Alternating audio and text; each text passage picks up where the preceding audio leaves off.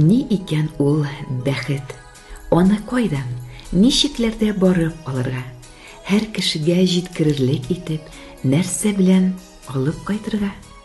Бәхет агачларын әгәр таба алсам, җыячакмын кучак тутырып, мөмкин булса, һәрбер өйгә кереп, йөрер идем аны тапшырып. Бәхет бит ул, иртәләрен торгач, күгебездә кояш балкыса. Тирә-якның матурлыгын күреп, дулкынланып, йөрәк ярсыса. Өстәлләрдә икмәк, тузлар торса, күзләр күрсә, колак ишетсә, аяк-куллар, билләр сызламаса, баяннардан моңнар сибелсә. Һәр кем өчен бәхет саф һавага, күлле урманнарга чыгасы. Биек таудан авызларны йырып, чаңгы чаналарда шуасы.